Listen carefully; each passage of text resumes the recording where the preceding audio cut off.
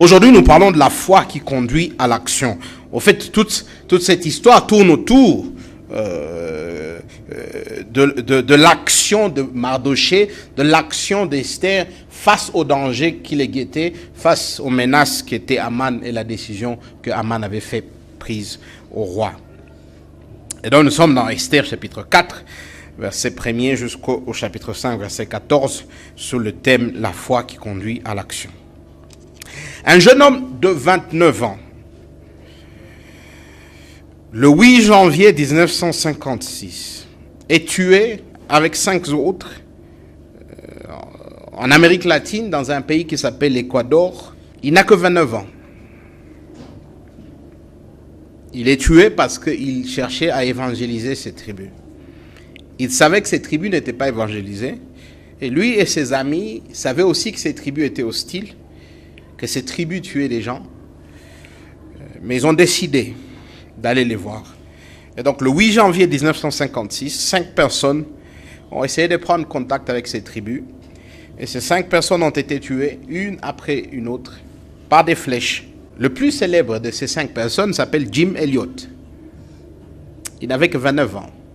Pourquoi quelqu'un de 29 ans accepterait-il de mettre sa vie en danger et de mourir?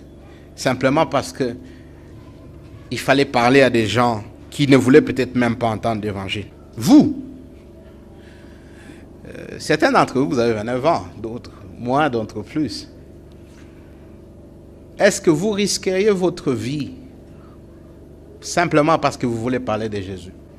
Marc 8, 35, Jésus dit, si quelqu'un veut sauver la vie, il la perdra. Mais si quelqu'un perd sa vie à cause de moi et de mon évangile, il la sauvera. C'est le principe que Jim Elliot et tous ceux qui, aujourd'hui, encore dans des pays islamiques, dans des pays compliqués comme la Chine, se réunissent et proclament publiquement leur foi, c'est ce qu'ils ont compris. La foi conduit toujours à l'action. La foi conduit toujours au risque. Et une foi qui ne conduit pas quelqu'un à agir, à prendre des risques pour Christ, je crois que c'est une foi qu'il faut remettre en question. Et si vous dites que vous êtes chrétien, et ça fait un bout de temps que vous avez dit que vous êtes chrétien, et que vous n'avez jamais pris de risques pour Jésus, je crois qu'il y a lieu de vous remettre en question. Parce que Jacques nous le dit, une foi qui ne se montre pas par les actions n'est pas une foi réelle. Et c'est ce qu'on voit ici, dans Esther chapitre 4, chapitre 5. On voit 2 personnes qui ont la foi en Dieu, qui pendant un temps se sont cachées, qui n'ont pas voulu que les gens sachent qu'ils sont de Juifs, mais qui, devant le danger, prennent les grands risques pour être utilisés comme des outils par Dieu pour sauver son peuple. Le premier, c'est qu'on voit l'indignation de Mardochée. Le chapitre 4, verset 1 à 9. On voit une juste indignation. L'indignation du juste. Le deuxième point, c'est qu'on voit une foi courageuse. On voit Esther et Mardochée prendre des décisions qui risquent leur vie parce qu'ils ont foi en Dieu, parce qu'ils veulent voir le salut de leur peuple. Et ça, c'est le chapitre 4, verset 10, jusqu'au chapitre 5, verset 8. Et après, nous allons essayer de mettre tout ceci ensemble en termes d'application, la foi qui conduit à l'action. Donc, 3 points. Une juste indignation. Deuxième point, une foi courageuse. Et troisième point, la foi qui conduit à l'action. Une juste indignation.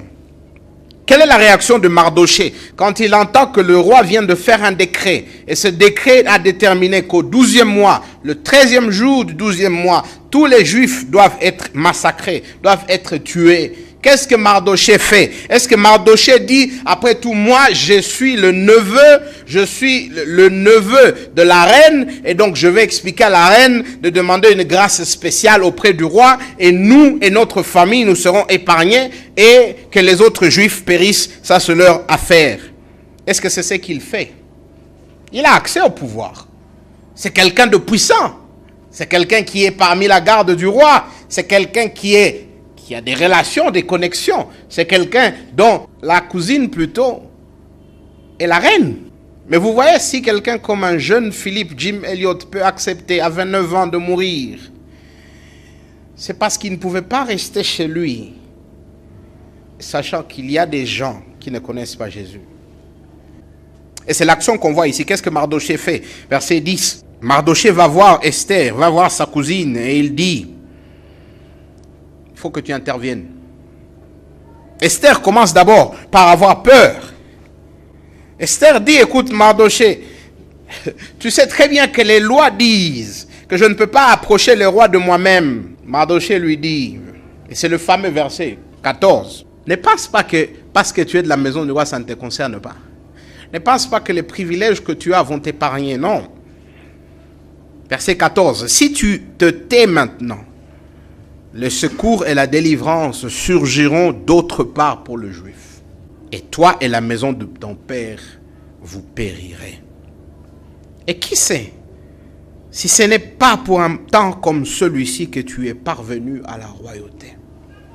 Et Mardoché lui dit, si toi tu refuses d'intervenir parce que tu as peur, Dieu va trouver une façon d'intervenir. Mais toi et ta famille mourront. Finalement, on a l'impression qu'Esther se réveille. On a l'impression que la juive, la fille du peuple de Dieu se réveille. On a l'impression que la fille qui a été nourrie par le Torah depuis qu'elle était enfant, que Dieu est un Dieu qui sauve, Dieu est un grand Dieu. On a l'impression qu'elle se réveille d'un sommeil profond. Et elle dit, si je dois mourir, que je meure. On a l'impression, quand vous lisez ce passage clairement, vous avez l'impression que Mardoché et Esther, qui s'est caché pendant un temps, tout d'un coup ils se réveillent.